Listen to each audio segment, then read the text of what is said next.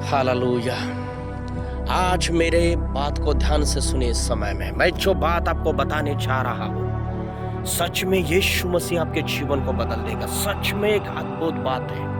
यीशु के नाम से इसे बिल्कुल भी आप जो है ना नजरअंदाज मत कीजिए। परमेश्वर आपके जीवन को बदल देगा। मैं ऐसी एक कहानी बताने जा रहा हूँ जो शायद ही आप कभी सुने होंगे या ना सुने होंगे, लेकिन जब आप सुनोगे निश्चय ही यीशु के नाम से आपका जीवन बदल जाएगा। आपके परिवार में, आपके घर में एक अद्भुत बदलाव आ जाएगा। तो ध्यान से सुनिए, पूरे वीडियो को सुनिए और आगे जो है ना आप लोगों को भेजिए। इस समय में मैं आपको बताना चाहता हूँ, अभिषेक है मेरे ऊपर और परमेश्वर का आत्मा को छूना चाहता है। ऐसी कहानी, एक रमेश करके लड़का था। उसके 4 बहनें थे, उसके माता पिता थे, लेकिन वो बहुत ही गरीब थे, बहुत ही गरीब थे।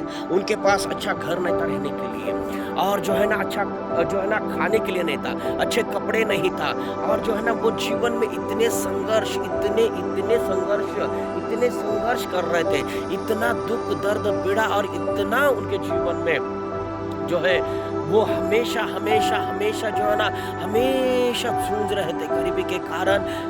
वो जो है ना भोजन के लिए, कपड़े के लिए, हर चीजों के लिए जो है ना वो हमेशा जूझ रहे थे। लेकिन मैं आपको बताना चाहता हूँ, ये जो लड़का है रमेश, ये सबसे छोटा था और इसके जो बहनें थे वो इससे बड़े थे, और उनका जो पढ़ाई जो है एक गवर्नमेंट के स्कूल में हुआ। और उसके जो 4 बहनें थे बहुत ही नम्र स्वभाव के, बहुत ही शांत स्वभाव के, बहुत ही अच्छे बच्चे थे, लड़कियां थे, और हमेशा माता पिता के आधीन रहने वाले, और ज्यादा जो है ना यहाँ वहाँ घूमने वाले नहीं थे। स्कूल जाते थे, घर पे आते थे, बस अपना घर का काम करके जो है जीवन में। इसके माता पिता बहुत गरीब थे। और धीरे धीरे ये लोग जो है ना जवान होते गए। तो वो लड़का जो है ना उसको समझ आ गया। समझ आने के बाद उसके 4 जो बहनें हैं वो शादी के लायक हो गए। शादी के लायक होने के बाद उसके माता पिता आपस में बात कर रहे थे, अभी हमारी बच्चियां जो है ना, हमारी बेटी बड़े हो चुके हैं और इनकी शादी करना, हमारे पास पैसा नहीं, धन नहीं, कुछ भी नहीं, घर में ऐसी कोई चीज नहीं ताकि हम जो ना बेचकर इनका जो है ना विवाह कर सके। इस बात को उस रमेश ने सुना। रमेश ने सुनने के बाद उसको जो है ना चिंता होने लगी, और वो जब स्कूल जाता था रोता था और जो है ना चिंता करता था कि कैसे होगा, मेरे बहनों की शादी कैसे होगी, शादी कैसे। तो वो दिन प्रतिदिन जो है ना निराश दुख में चला गया। ऐसे करते जो है ना पूरी रीति से एकदम चिंताग्रसित हो गया। घर पे आता था, थोड़ा पार खा लेता और सोचते हुए बैठता था, किसी काम में मन ध्यान नहीं लगता। तो वो एक ही बात उसके मन में था कि मेरे बहनों की शादी कैसे होगी, कहाँ से इतना पैसा लाएंगे, कौन दे सकता है, कहाँ से आएगा। वो सोच रहा था। घर भी बड़ा नहीं है, टूटा फूटा हुआ घर, और दिहाड़ी करने वाले, मजूरी करने वाले कितना उनके माता पिता को पैसा मिलता था। ये सारी बातों को देखकर वो लड़का रोता था। एक दिन वो जा रहा था सुबह, तो एक व्यक्ति उसे मिला और उसने कहा, बेटा तू यीशु के ऊपर तू विश्वास कर। बस इतना एक शब्द बोला और वो मनुष्य निकल गया। वो रमेश, वो लड़का जब निकल गया तो 3 दिन हो गए, लेकिन उसको चिंता खाए जा रहे। और वो जो है ना रात को सो नहीं पाता था, उठ कर रोता था। रोते उसको ऐसा लग रहा था कि मैं क्या करूं, कहाँ जाऊं, क्या करूं, ऐसे होता था। 3 दिन उसको नींद नहीं आई।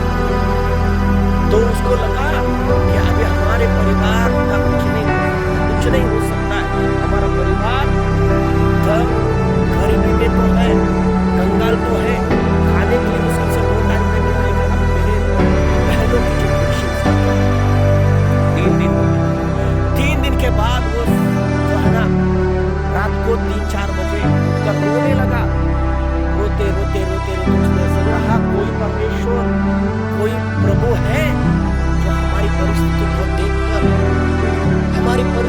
बिल्कुल इसमें से ये निकल सकता है, या इसमें से हमें छुड़ा सकता है, कोई है?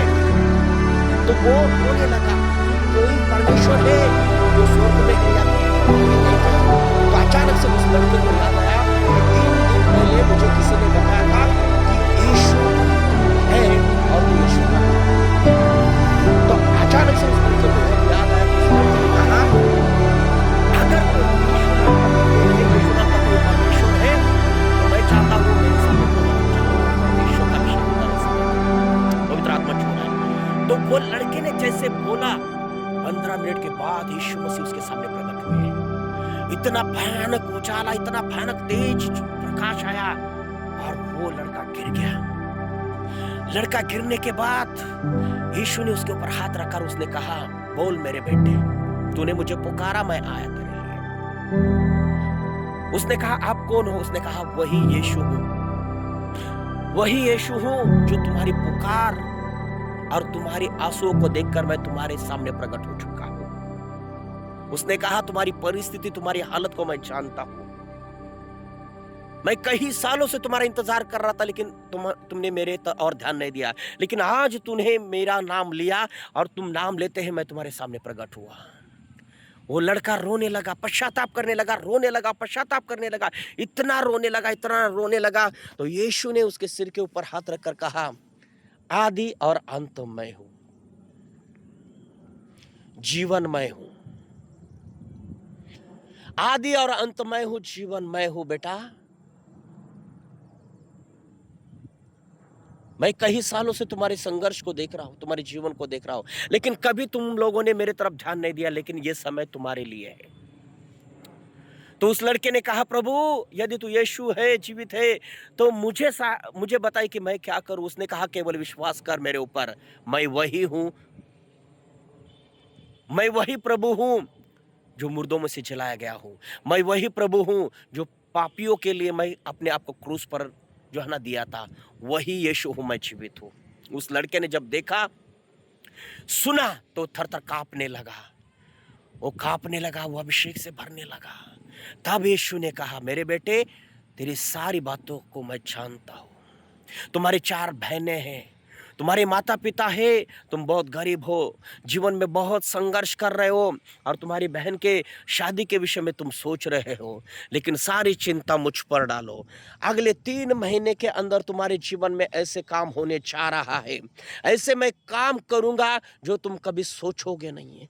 तो वो लड़का रोने लगा और उसने बोला, प्रभु अगर ऐसे हो जाएगा मेरे जीवन में, तो मैं आपके चरणों से कभी दूर नहीं हो जाऊंगा, और जीवन भर मैं तुम्हारी सेवा काय करूंगा। उस लड़के ने वाचा बांधा और यीशु ने उससे ये वादा किया। Hallelujah, hallelujah. पिता महान है।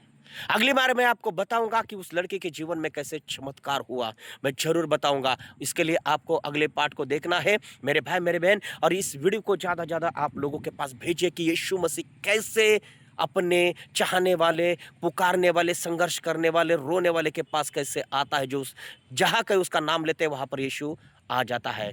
God bless you. प्रभु आपको आशीष दे। अगले पार्ट में मैं बताऊंगा कि उस यीशु ने कैसे चमत्कार किया। God bless you.